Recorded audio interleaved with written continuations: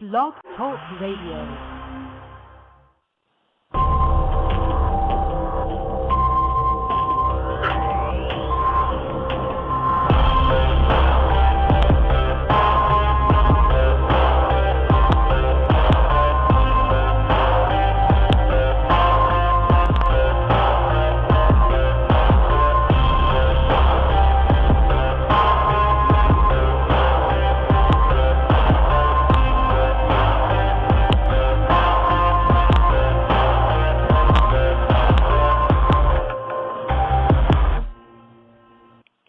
Good evening, everyone, and welcome to CrimeWire, an elite team of veteran investigation experts, along with noted crime consultants and attorneys, often featured on the popular news programs for families of violent crimes to find answers and seek justice.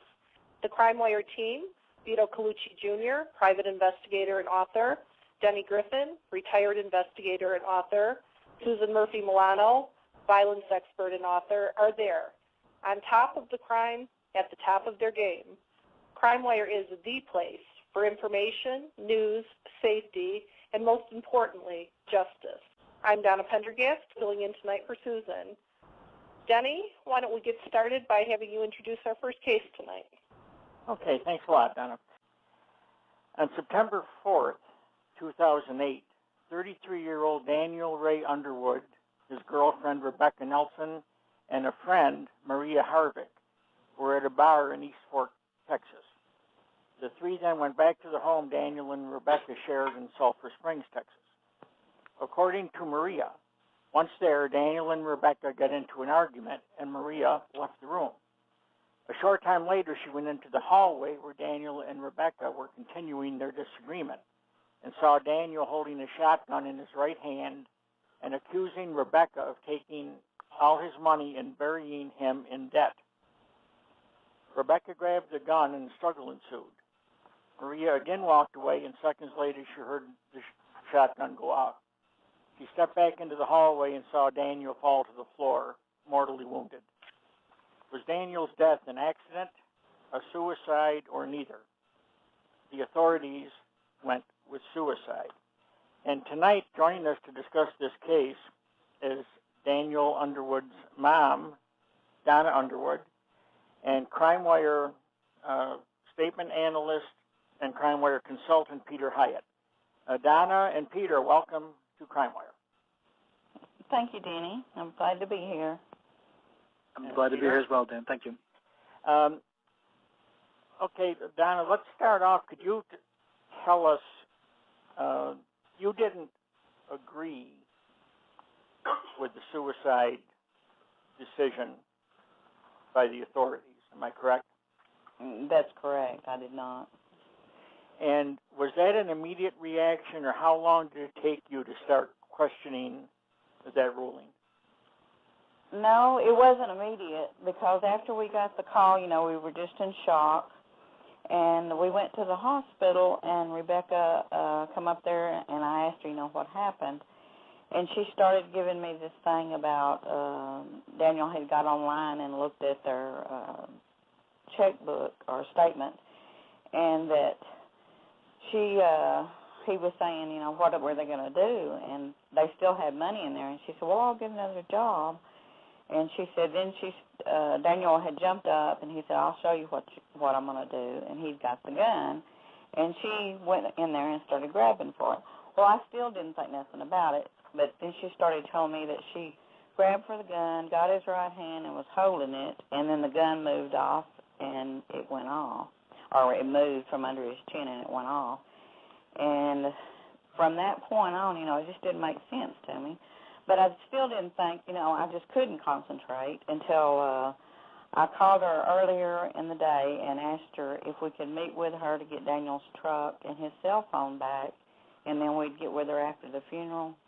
And when I called her that, and it had been like a few hours, she started cussing me out from one end to the other, saying that she was his beneficiary, she owned everything he had, and, she wasn't going to give us anything back, which, I was just doing what I thought I needed to do, until we could get things situated. And Rebecca was interviewed by the police after the shooting. Is that correct? Yes. And in fact, those interviews she had with the police were videotaped? Yes, they are. And have you watched the tapes of her interviews? Yes. Was there or is there anything in the interviews that caught your attention? The very beginning, the first words out of her mouth was, could she get Daniel's wallet and his credit cards that was in his name? And that right there, just I stopped right there. And then from that point on, it just got worse and worse. She acknowledges that there was missing money, which is what Maria said that Daniel was confronting her about and questioning her about the missing money. But she was saying that Daniel said that the ring she had from his ex-wife wasn't big enough because it was only 5 carats.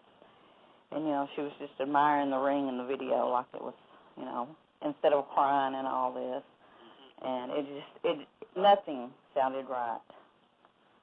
Hey, Donna, can I ask you, you said instead of crying, when you first came in contact with Rebecca, can you tell our listeners what was her demeanor like? What did she appear upset? Was she calm? I mean, how did she seem?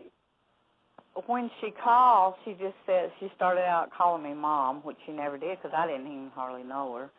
And she said Daniel had shot himself, and, she was acting kind of frantic. But, and I asked her where they was at and was he okay, and then we headed up there. And then when she started talking to me and she was telling me about it, and she was right in my face, and she would act like she was squinting her eyes up, but I never seen a tear come out. And she had her bloody hands in my face telling me that she put my son's brains back and was holding it and stuff like that, right there. It was just horrible. Well, Rebecca is the one that also told her friend Maria, who was at the scene, but she didn't witness the actual shooting. I think she stepped away for a second. But Rebecca told her not to tell the police that she and Daniel had been arguing. So you got that situation number one going on, right, Donna? Yes, yes. Yeah, and then in her second interview, taped interview, she makes mention that she did work for law enforcement. Now, unless she's a typist or works in the records room or something like that, the only other thing she could be doing is working as a confidential informant, okay? I've had numerous ones of them when I was working narcotics and things of that nature. So that kind of changes her relationship with the police, where they maybe have a tendency to believe her when she says, well, yeah, he put his face down, he killed himself, and that's the end of the whole thing. Right, Donna?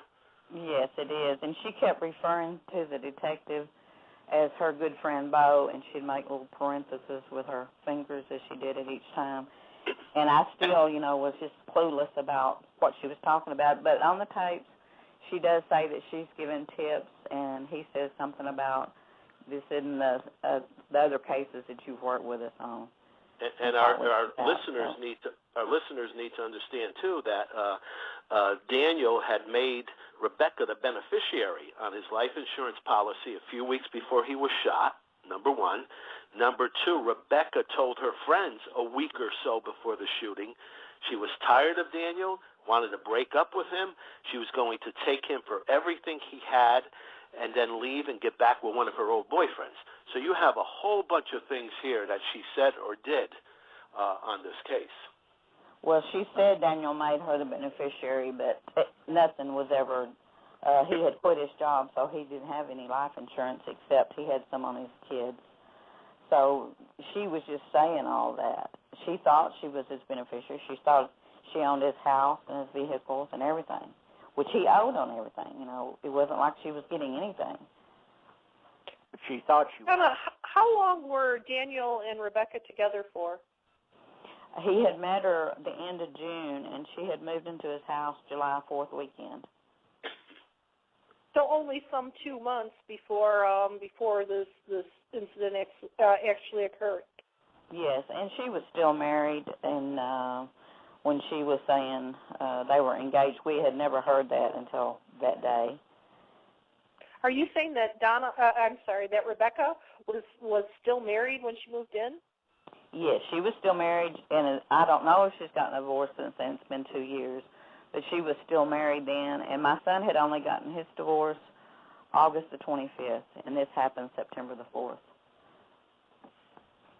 Peter? Yes.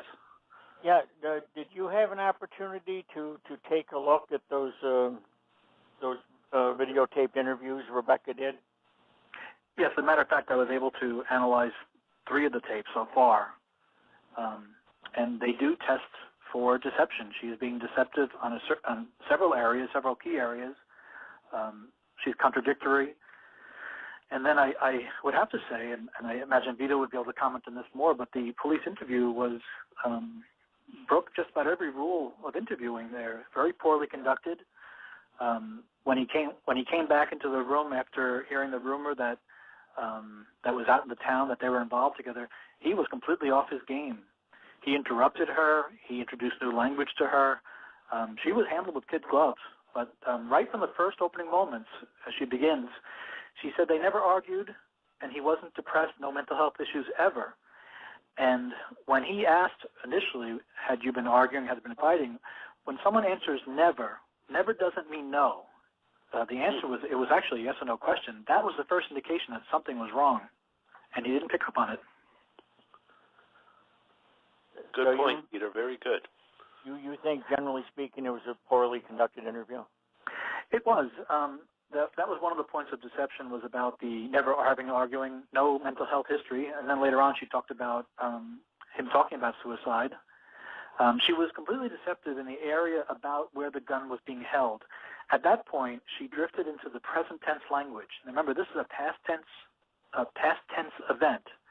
It was in the past. She should be able to recite it going backwards and forwards. It's like a parade going through the eyes. And the past tense verb is something that children age 3 can do. She included another indicator of deception. She included emotions. She was able to describe her emotions while this was happening, but she wasn't asked to. Usually what people will do is while they're going through a trauma, their adrenaline is flowing, the hormones are flowing. They're not thinking of their emotions. They're simply reacting. When someone includes the emotions in the story rather than after the story, it's generally a sign of deception.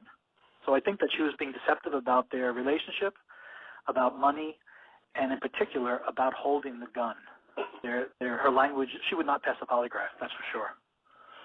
Peter, let me ask you this. I noted listening to those tapes that the tone of her, or the tone, I should say, the volume of her voice was very, very low, very difficult to hear on the tapes. Do you attach any significance to that? I do, because at several places where it got very low, she put her hands right to her face. In fact, I made on some of my notes there that when she described having 2 beers, right away the hands went right to the face, the voice got lower. We normally say that 3 is a liar's number, where people that are being deceptive will for some reason cling to the number 3 and the 3rd floor, and there were 3 men behind me, except when it comes to alcohol. And they'll say, how many drinks did you have? And they'll come up with 2. Only 2, officer. And this was her area where she was. So the question is, for me, as I went through, and there was a number of these indicators of deception, is why does she need to be deceptive about a suicide? She skipped over some periods of time that were very sensitive. She used phrases like, the next thing I know, I'm getting a gun pulled on me by a cop. At that point, the interview should have just really focused upon that. She described trying to find a pulse while he was gasping for air. If someone is gasping for air, why would you need to reach for the neck and then reach for the arm to have a pulse? He's obviously alive still. He's gasping for air. So there are things like that in fact, that particular statement reminded me of Casey Anthony's dead squirrels crawled up my car, in that order. Right. Remember that one, Denny? Oh, absolutely, yeah. Where the dead squirrels, that's why the smell of decomposition was in the car. The same type of response was from Rebecca. So she's not being honest, and the constant interruptions by the investigator were very concerning. The feeding her of language. He would give her answers if she didn't come up with them right away, and that's just and these are 101 things in terms of interviewing, so it was pretty stunning. Donna, What was your impression of the police investigation of the shooting? Did they seem to be very thorough to you? Did they seem to be doing a good job as far as you knew? Are you talking about at the scene or with her or what? Or, the whole thing. Your impression of their performance. From the get-go, I don't think they did a good job. They didn't collect hardly anything at the scene. They didn't print the gun. There was ashtrays full of cigarettes, and it looked to me like there could have been a party there. There was nobody else. The only people that were interviewed were the people that was there at the time, and then when I would question up there, well, what about this one or that one? Well, then he would make a little effort, but he kept saying, anybody that's got any information, you tell them to come see me. And I just didn't see anything. Donna Underwood, did you at any time consult an attorney or hire an attorney on this? No, we didn't have the money to do that, no. Reason I'm saying that is because even as a private detective or an attorney working for you or somebody working for you, spokesperson or whatever it may be, first thing I would want to know is what I made the comment on before. What work did she do for law enforcement? And was this a conflict of interest with the same investigators that are investigating this? Does she work on a regular basis for them? And does she get paid money? So that's a very important thing that needs to come to light. I mean, she said it right on the tape. So that's the first thing I would want to know. What kind of a job does she do? Well, we can't tell you, Mr. Colucci. Oh, yes, you can. You're going to have to tell somebody because, you're not. If this lady works for you, you're paying her some kind of money, and you're friends with her or deal with her on a regular basis, you can't be handling this case, or you shouldn't be handling this case. Mhm. Oh yeah, that's. We asked, about it, but we were made to feel like we didn't know what, that we wasn't smart enough to know anything. And I asked him before I ever watched the tapes or listened to them, I asked him about what he thought about, her statements. And he said, there was no major differences. Everything was consistent. And then after I watched them, and I called him back, and I said, how can you say that she's got two completely different stories on how Daniel was shot? One, she's saying he's bent over the barrel of the gun and pulled the trigger without speaking. The second one, she's saying they stood up. They were like 6 inches away from each other's face when the gun went off. And I said, that's not consistent.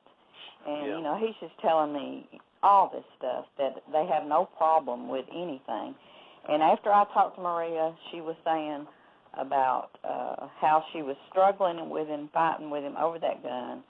And she says that she was shaking it and shoving it back and forth at him. Then she said, I asked her, I said, so when did she have a hold of that gun before it went off, how long before? And she said, no, she had her hands on the gun when it went off. And I asked her, 3 or 4 times at the very least, when it went off, Maria? And she'd tell me yes. And then she said, after he fell on his left side, and she kept on. It took her 2 or 3 times at least to get him turned over into his back. She picked up the gun and she put it in the bedroom. Well, the ranger was involved because they said it was a suspicious death because he was laying on top of the gun and the gun was broke open. And I called the ranger back and I said, after I talked to Maria, and I didn't even tell him I'd talked to Maria, and I said, can you tell me how you made the determination that Daniel fell on top of that gun? And he got very upset with me, and he said, are you trying to say we didn't adequately investigate the case? And at that time, I just said, no, sir, I'm not, because I wanted him to still, do something. So I didn't try to make him, mad at me at all. But I'm like, I just wanted an answer, and I knew that Maria had given me a completely different answer. So, I was very upset about that. Well, see, Vito or Denny, maybe one of you can chime in on this. Do you think the police investigate a crime differently, dependent on whether or not, the first assessment is suicide or a homicide? Yeah, I mean, what happens is, unfortunately, when they get what's called tunnel vision and lock into something, it's very difficult to get them off of that. until a captain or lieutenant comes in to say, what do you got? And the detectives say, well, here's what I think. And a good lieutenant or captain will say, well, I don't care what you think. What do we have working on this? These are the type of cases, just I was listening to everybody, where I wish I was still a cop again and sitting across the table from Rebecca, and to just, conduct it the proper way, and to even a point in here to say, Rebecca, help me out with this. The night after he dies, you take his wedding ring from a previous marriage and his favorite pool sticks, and you go to sell them. Any remorse in doing that, Rebecca? Help me out with this so I can understand you a little bit more. Why? Why did you have to do that so quick? See, I want to get those kind of answers from people on these kind of cases. What possessed you to go out the next day and sell some of his property? I don't understand it, Rebecca. Help me with this. I mean, that's the type of an attitude and a direction you have to go on these cases, you see? And the gun there's a point there about the right hand. I'm sorry, there's a point there about the 911 call that was concerning to me. She uses language that we call a temporal lacunae. It means a passage of time. When someone says, and after that, or the next thing you know it, they're skipping over time, and it's usually a reason for it. It's very sensitive. Well, she skips over time right about where the 911 call was being made. So I made a note on Monday with the analysis, and I got in touch with Donna, and she was able to fax me over Maria's statement. And sure enough, she is withholding critical information about the 911 call. She didn't want to make the 911 call. Maria had to argue with her into making that call. Isn't that correct? Yes. She told her to call 911, and she was saying, no, wait, no, hold on, wait. And then at one time she said no, she didn't want to open the door because she would let her cat out, and she didn't want to get out. So this was evident in the interview itself too, and that's what is concerning, is that the investigator was listening to these jumps of time that she would use and these deceptive-like phrases, and not stop and not pause. He went out of her way. Almost the interview sounded the opposite of what Vito just did. He went out of his way to make her comfortable in her answers, and even where she stalled, he coaxed her into the answers. It's appalling. Donna Underwood, yes. There was a question in the chat room, was Maria cooperative? And I assume from what I'm hearing that she has been cooperative with you. Yes, she has to us. The first interview, she was more traumatized than what you would have, and you would think it was normal. She didn't get as much out as I thought she should have. The second interview that they went to her house, she was sick in bed, and I couldn't hear it all. It's just all, every time she answers, there's a big static comes across it, so I can't make it out. So, but I have talked to her twice, and I feel like she's telling me the truth, as far as what actually happened, that she knows. And she says, when she talks about it, she says, that she remembered more as it went along. Where is the case at right now? Is it closed? Is this case closed? Yes. They more or less told us that day that by the time the preliminary, whatever you call it, on the autopsy come, that would be it. And the autopsy showed the angle of the gun left to right. Well, Daniel was supposedly holding the gun in his right hand. He was shot in that soft palate, which is a gag reflex when you do that. And he was in the middle of a sentence, is what Maria said. When the gun went off, she said, and then he was talking, and it was like he was in the middle of the word what, but he kind of raised his voice on what, like something was happening at the time. So did the medical examiner agree with the police that this was a suicide? Yes. The report that he got was that Daniel was depressed, had a history of depression, a history of alcoholism. He was never treated for anything like that. He never had any signs. Lately, he had a lot of plans. He had plans for the weekend, and, they just went by that. There was bruises on Daniel's body. I looked at the crime scene photos when I could make myself, and I started looking at him, and I'm like, there's bruises on his body, like you'd had a hold of his arms and all of his chest. And I questioned him. I called the ME's office, and they had to go pull up the photos of him, and she called me back, and she said, yes, I do agree with you, that there does look like there was bruises on there. And I'm like, well, the detective said there was no history of domestic violence. And I'm like, how can they say that? They didn't even bother reporting these bruises on my son. How can they say that there was no domestic violence and not even put that in their notes? Donna, I have a question. One thing that struck me during the course of this case or reading the different things about this case is that Maria just happened to be, in and out while they're arguing. And, they're arguing and they're struggling over a shotgun, and she's there, and then she pops out of the room, out of the area, and then she pops back. Did she ever give you a reason for why, in the middle of this intense struggle, that was she trying to get away from it, or why she wasn't right there? She tells me that Rebecca kept telling her over and over to go back in there and call Jimbo. That was her boyfriend, Jimbo, to come back over there or to come over there. Maria said she just kept on and on telling her that. And Maria that was going to be her first night of staying there. Daniel was letting her stay because she was in the middle of a divorce, and she was paying him like $25 a week just, to help her out. That was going to be her first night, but she said, but she wasn't planning on going that night. She said Rebecca kept on and on telling her, yeah, come on in and stay this night, because she said she was going to wait till a night or two. She had some other plans, But she said Rebecca was just really insistent on her coming that night.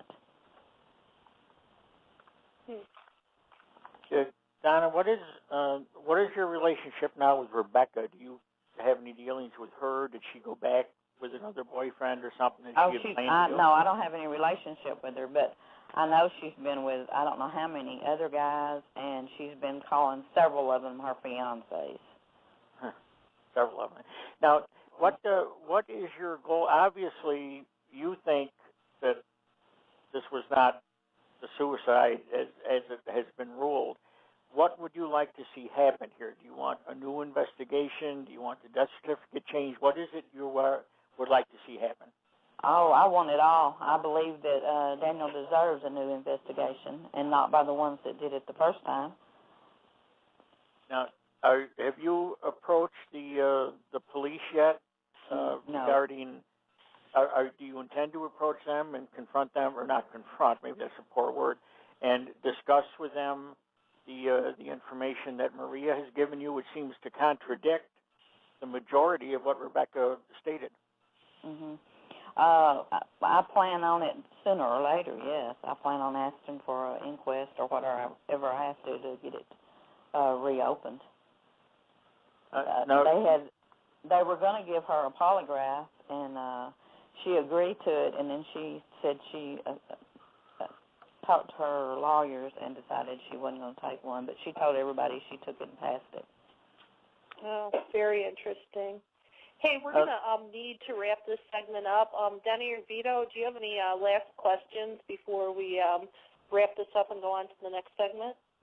Well, just that I'd like, Denny, maybe that you to stay in touch with Donna there. And I know it's a closed case right now, but, maybe after we air it tonight and what we're doing here, maybe we could kind of point this in some kind of direction, Denny, That's what I'm hoping. Donna Underwood, please, let's keep in touch on this and let us know, because we will certainly update the case here on the show.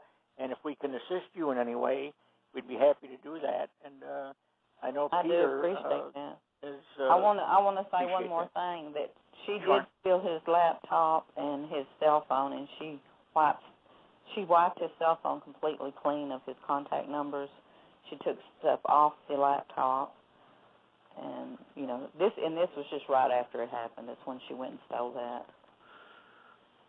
Well, Donna, the best of luck, and please keep us informed, okay? All right, I will. Thank you so much. And I want to thank Donna Underwood for being on our show tonight, and Peter Hyatt, crime lawyer consultant. Thank you for once again being with us. Always great to have you on.